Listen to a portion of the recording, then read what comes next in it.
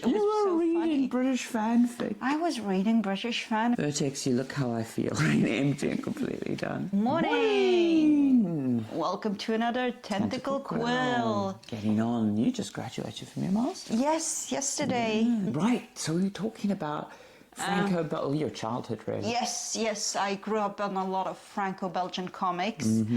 Imagine Tintin, Katsuno, Blake and Mortimer, Buck Danny, Asterix and Obelix, definitely. That's the one I grew course. up on, but I obviously grew up on Of with course. English. Yeah.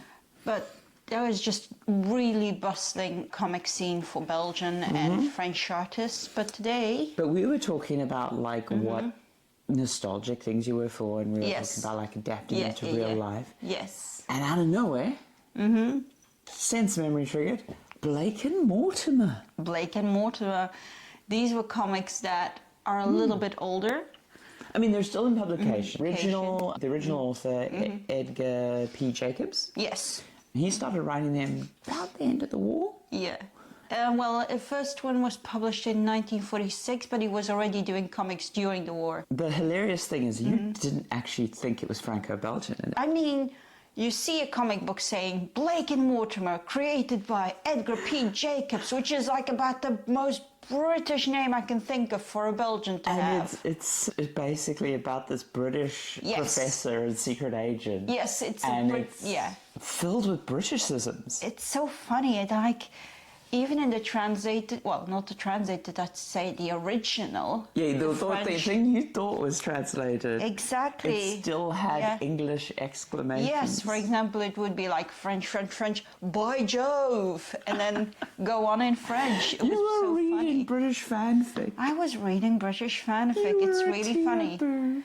Oh, but it's also really funny because you've got the characters Blake and Mortimer, and Mortimer is a British scientist. He's got red hair and beard, and then you have his friend Francis Blake, who is in the British intelligence service. Bear in mind that when this was being written, MI5 and 6 hadn't been established. It was still ISS, and the professor is of many sort of science types. If you go watch 50s movies and you read comics of the period, and even novels of the period, scientists were, what's the term I'm looking for, like high-value archetypes? We need to land this plane and resuscitate the pilot. Stand back, I'm a scientist. And it was global. It wasn't just in Franco-Belgian. It was in American culture. It was. It was in Japanese culture post-World War II, not during the war, but I was just thinking about Godzilla Minus One we talked about, and the professor character there, and it was very much of the period. And as I said, there's a lot of sort of pulp stuff that was happening at the time. There's just does the science. There's about one story a year that's published, and much like so many of the Franco-Belgian things, that like collected story, like an Asterix or Obelix story, will be the comics of the year telling. Well, this is 6 stories because this is later, but you would typically get that year's story in what we'd now call a graphic novel, but doesn't really get called a graphic novel for these. And I think that's really interesting because I think it comes down to structure. I think graphic novels generally, especially if you look at the sort of more modern things, are pretty good at avoiding structural problems and being like a full, concise thing. Yes. But I sat down to read a Blake and Mortimer with you, which was the Atlantis story. Yes, the Atlantis mystery. The Atlantis mystery. And the first thing that struck me was I immediately knew how they were published. Yes. It's very clear when you look at it from an adult lens and knowing more about writing that this was published originally in a magazine a few pages at a time. It was originally published in Tintin magazine, and many of these Franco-Belgian comics follow the format. It's similar somewhat to how Beano comics worked, but unlike, the thing is like the Beano, we get gag strips or we get one-off things. The French comic scene was a lot more narratively driven. Yes. And so you would have like this Atlantis mystery unfold over a year, but it would unfold in these micro installments. The structure of the stories of Blake and Mortimer are very much boys' adventure, kind of. Usually it's, ironically, you think you have a scientist and you have a secret agent. You think the secret agent gets everyone into trouble. It's the opposite. The scientist gets everyone into trouble constantly. But it's yeah. basically because of how it's written, you need to hook the audience in like 4 pages. Yes, you do. And then you need to keep them coming back in like every 4-page increments or so. Yes. And so this means that there's lots of silly misunderstandings. There's lots of twists that are very quickly revolved, or chase sequences that are very quickly revolved. Waterfalls, that kind of thing. Yeah. But also a lot of recapping, a lot of like text boxes with like, this is the story so far. Yeah, they don't so much recap directly because they understand that they are going to be compiled into a thing and they need to be read through. So it's not like how in American comics, even now when you're buying singles, there would be that single-page recap at the front because they were a bit longer in publication. And if you were buying X-Men blah-de-blah, then you were buying like 12 to 16 pages, and it was a single thing. Yes. Whereas this is more akin to sort of the Japanese structure. They are a lot bigger. You're buying a collection, and this collection has lots of short segments of stories. Yes. So there's not room to like put in a recap page. But there is a heavier use of like narrative text boxes and Yes, definitely. kind of how when you're writing for TV, you've got to write for the ad break. Yes. You've got to leave people on cliffhanger on the ad break. But then often information is recapped, not directly necessarily, because you know that sometimes people will be watching them through. But sometimes you will do a thing where the characters are running to a place, and then you will slightly rewind the story, but from a different perspective. Oh, yes. This also kind of happens here. We have a lot of shorthand.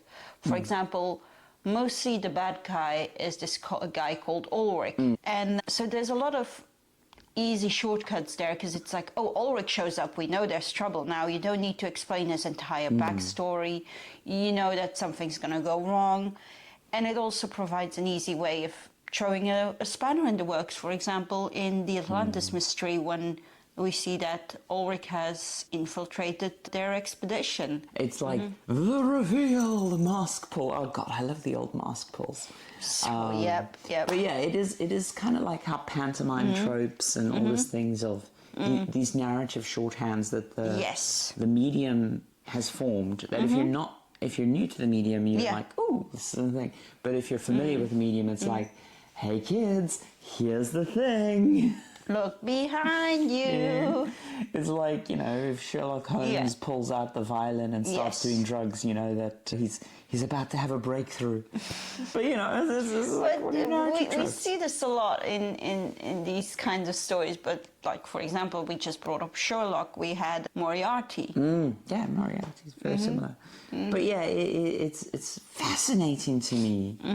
Going through it now because, as I say, you have so much nostalgia for these comics. So much. I love these. I would tear through them as an early teen. But I have never read that before. Yeah. And then, we go through them and we see this narrative structure. And then it's really interesting when you see, because one of the things we didn't realize, it was adapted into a 90s animation. Indeed. Very 90s. And when you sit down and you watch the 90s animation, obviously budget issues and blah, blah, blah, blah. But because the narrative structure is so recappy, it actually translates really well to animation style. Yes. And I feel that might be true of manga as well, in the sense of how shonen manga and how we see a lot of that being adapted really quickly and easily. But because it's so recappy and stuff, you can actually recap a lot of you can cover a lot of material in an adaptation. Yes. It compresses down well. Yeah, and both are kind of a visual medium, so it translates easier that well as well, I'd say.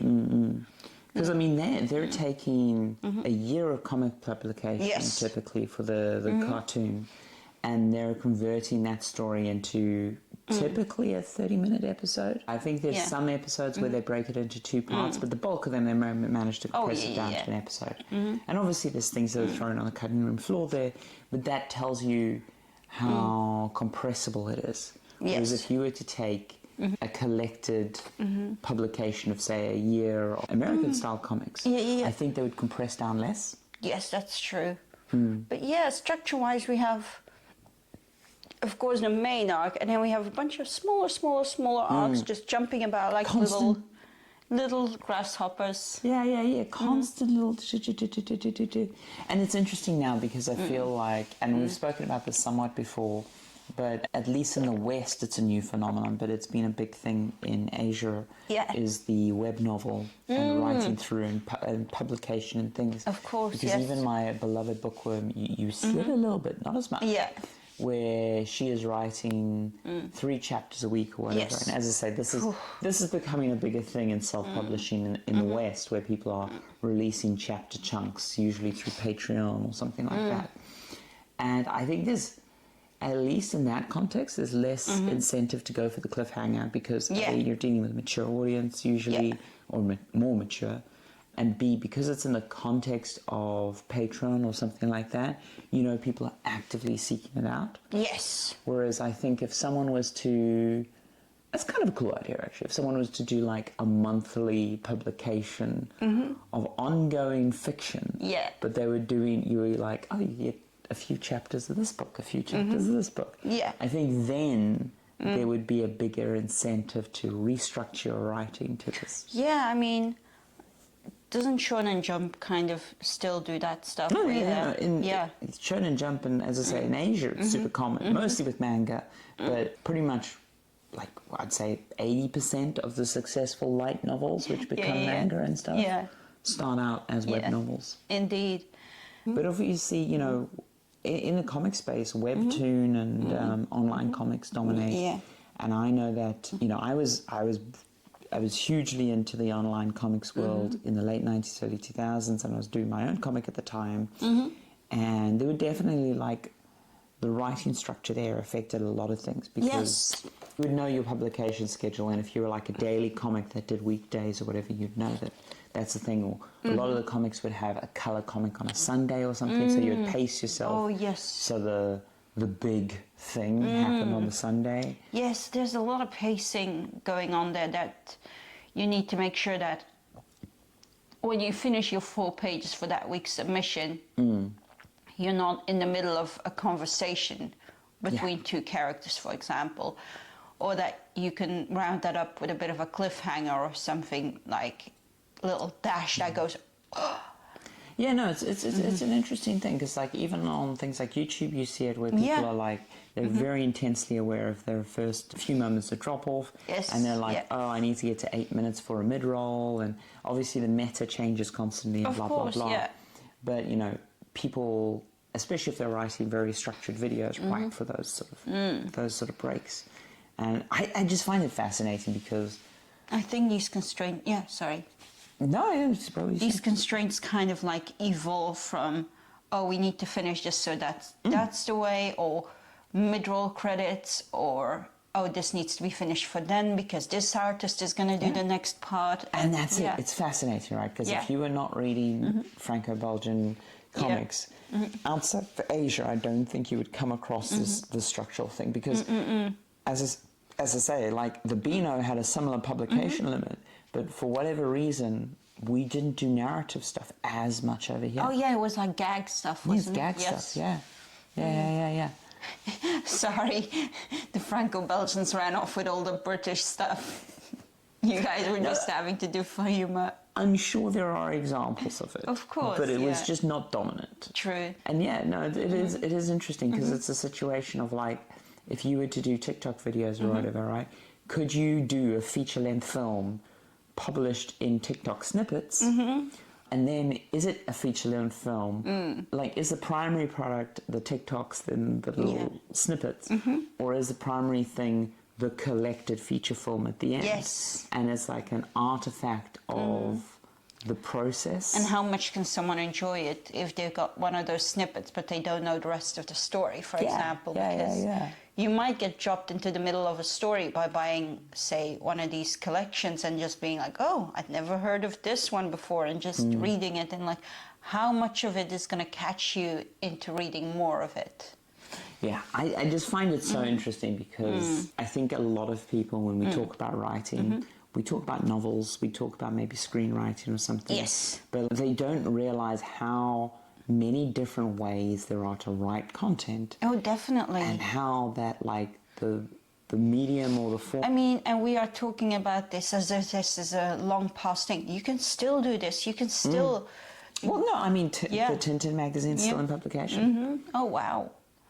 So that's... Yeah, it doesn't go away, these things. And if this is something that you like to do, that's always a way to get into it. Because a lot of these people, before they publish full series, did a bit in Tintin magazine. They worked with this person.